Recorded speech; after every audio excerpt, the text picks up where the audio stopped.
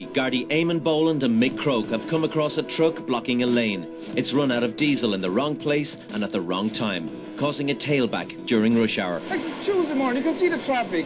There's a backlog caused here already because you're stuck on the motorway. He's in the near side lane and he's causing an obstruction, and people have to go around him to get by him. And on a motorway, it's deadly dangerous because people don't expect obstructions on the motorway. They expect the vehicle in front of them to be moving. Bear with me, we'll try and pull you off it. Just running out of diesel, fairly common occurrence here. People just don't have sufficient fuel in their vehicle to complete the journey. It's ridiculous on a morning like this morning, a wet morning, traffic crazy, and this is the kind of thing you have to put up with. So we're going to tow him off. It's only 100 yards up the road, get him off the motorway, freed up a bit here at the moment.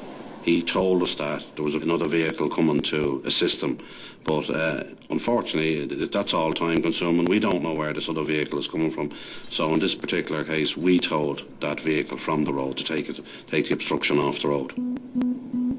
Eamon and Mick get the truck off the M50 and onto a nearby slip road. Okay, see you folks. Okay, bye-bye. Eamon and Mick see all sorts while out on patrol, especially drivers not familiar with motorways, which are a relatively new development in Ireland.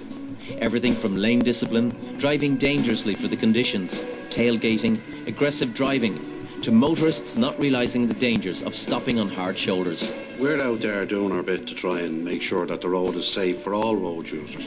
We have seen cars broken down on the motorway that have been crashed into by a second vehicle. I witness bad driving every day myself in my own car. I don't want to be going to scenes of accidents. I have to go, but I'd like to be able to try and maybe teach people a little thing about driving.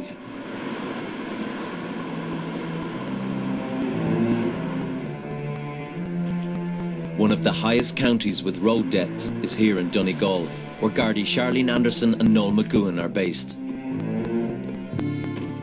It's just after 8 p.m. and there's been a serious crash on the main Derry to Letterkenny road. Noel has served for years in traffic and has come across many fatal road crashes before. Donegal would be a sort of a bad enough county in relation to fatal accidents. That's because of the population and the amount of people that use the road. And then when an accident does happen, the speed usually determines how serious it's going to be.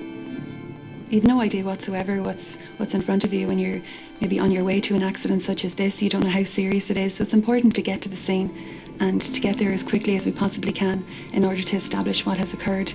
You do get people who want to know what's going on and they park their cars and then they decide to walk down to the scene. And then when you try to put a diversion in place, you have a number of parked cars with nobody in them. So it's important for us to get to the accident at a very early stage and to maybe stop situations like this arising. Will we just get you to move back, all right? Please, just go back as far as you can. Well, if you're not involved in the accident, we'll get you to move back, just to give them enough space to do their work, all right? Thanks. I don't really know yet. We're only after arriving here. What's the situation here?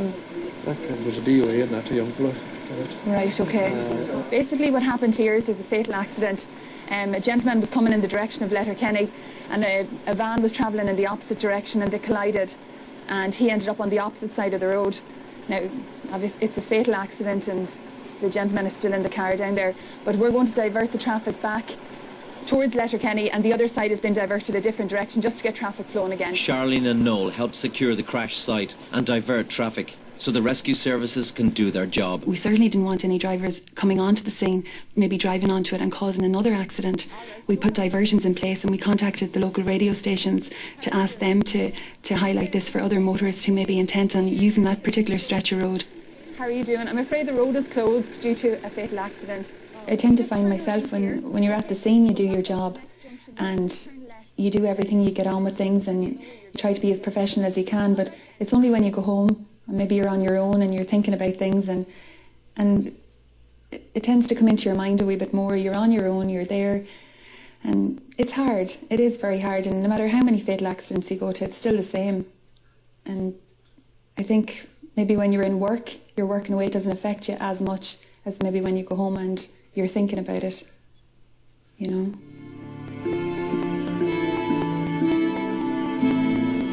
There's a lad who left his home tonight, went out in his car, went for a spin, and there's a hearse coming in the road a few hours later with his body in it. It's extremely sad. It's sad for his family more so they probably never even thought for a second when he left the house that he wasn't going to return. And I think it's very sad. And I know we're out there, we're doing our job every night, trying to get people to slow down, but I just wonder, when are they ever going to get the message that people are losing their lives on the roads day in, day out, and it is very, very sad.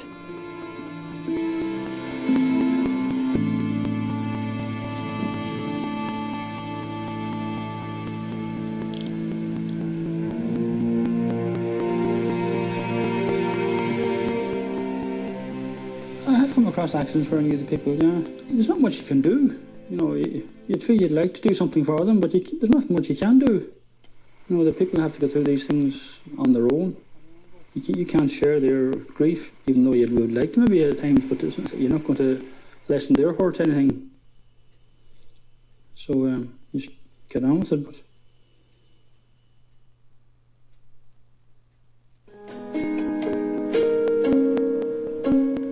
Next day, and the Traffic Corps Forensic Collision Unit are on site. It's the guard's job from start to finish to investigate the accident and find out exactly what happened. The forensic collision examiners are called to the scene. They come out now to every serious injury accident or every fatal accident. It's usually done in daylight because they examine all the brake marks, the skid marks, gouge marks on the road, and wherever the debris is situated, they take measurements. And they can come up with the speed that the vehicles were travelling with prior to the impact, and they can give a good overall picture of what happened.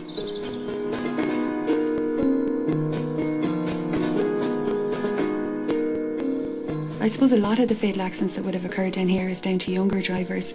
Unfortunately, a lot of the accidents that would have occurred tend to occur on national primary routes, which are good stretches of road. And unfortunately, it's driver error, really, that it boils down to in the end. The car appears to have crossed over the road and collided with a van coming the other way. The driver of this car was 16.